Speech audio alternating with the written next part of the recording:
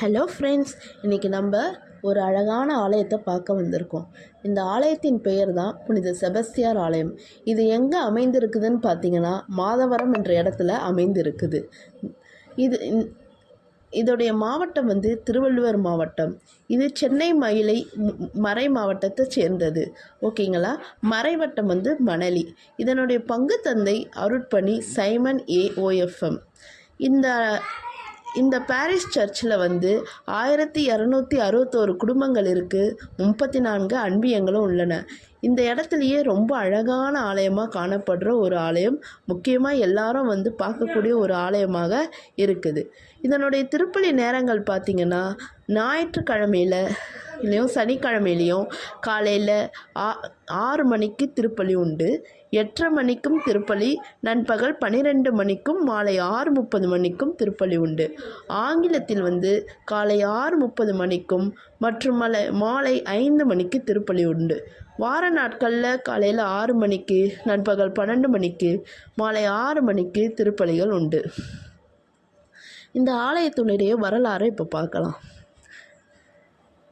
1940ஆம் ஆண்டுகளில் இந்த மாதவரம் பகுதியில் வாழ்ந்த கிறிஸ்தவர்கள் தங்களது ஆன்மீக கடமைகளை நிறைவேற்றிக் கொள்வதற்கு பெரம்பலூரில் உள்ள புனித லூர்து அன்னை இவர்களின் விசுவாசமிக்க வாழ்வினை கருத்தில் கொண்டு சலேசிய சபையினர் தற்போது ஆலயம் அமைத்திருக்கும் இந்த பகுதியில் 1942ஆம் ஆண்டு ஒரு சிறிய ஆலயத்தை கட்டி எழுப்பி புனித செபஸ்தியாருக்கு அர்ப்பணித்து திரு வழிபாடுகளை நிறைவேற்றி வந்தனர். நாளடைவில் இந்த மாதவரம் பகுதியில் கத்தோலிக்க கிறிஸ்தவர்களின் எண்ணிக்கை அதிகரிக்க தொடங்கியதால் இந்த 1953ஆம் ஆண்டு பங்குத்தலமாக உறவர சபையில் ஒப்படைக்கப்பட்டு முதல் ஆம்ப்ரோஸ் பாப்பையா நியமிக்கப்பட்டு வருகை தருகின்றனால அவர்கள் திருவழிபாடுகளின் புதிய ஆலயம் கட்டி எழுப்பினாங்க. கடந்த ஆண்டு அக்டோபர் மாதம் 4ஆம் நாள் அருட்தந்தை அடிக்கல் நாட்டப்பட்டது.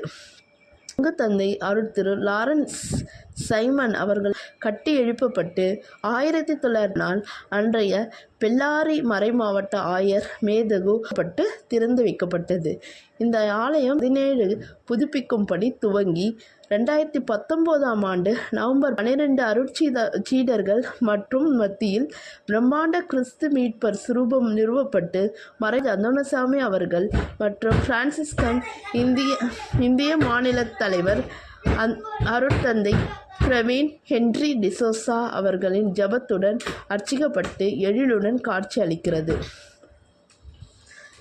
புனித செபஸ்தியார் வழியாக எண்ணற்ற புதுமைகள் நாள்தோறும் நடந்து வருவதாலும் இந்த அற்புதமான ஆலயத்தின் அழகை காண்பதற்காகவும் ஏராளமான இறை மக்கள் பல பகுதிகளில் இருந்தும் ஆசீர் பெற்று செல்கின்றனர். ஸோ இறை மக்களே, நீங்களும் இந்த ஆலயத்துக்கு போய் பாருங்கள், இறை ஆசீரை பெற்றுக்கொள்ளுங்க. இங்கே எண்ணற்ற புதுமைகள் நடக்கின்றன, டெய்லி நோய்கள் நீங்குகின்றன. செபஸ்தியார்கிட்ட வேண்டிக்கிட்டு நீங்கள் நம்பிக்கையோடு வாங்க, எல்லாமே குணமாகவும் எல்லாமே சரியாகவும் ஆசீர்வாதமும் கிடைக்கும், நிறைவாக இருப்பீர்கள். ஆமீன். மறக்காமல் இந்த வீடியோவுக்கு லைக் பண்ணுங்கள், சப்ஸ்கிரைப் பண்ணுங்கள். மீண்டும் இன்னொரு அழகான ஆலயத்தின் வாயிலாக உங்களை சந்திக்கும் வரை உங்களிடமிருந்து விடைபெறுகிறேன். நன்றி. கடல் கடந்து சென்றாலும் தீ நடுவே நடந்தாலும் புயல் சூழ்ந்து எழுந்திடும் காரிருளை நீ கடந்திட நேர்ந்தாலும் உன்னோடு நான் இருப்பேன், உன்னோடு நான் இருப்பேன். அஞ்சாதே, கலங்காதே, கடல் கடந்து சென்று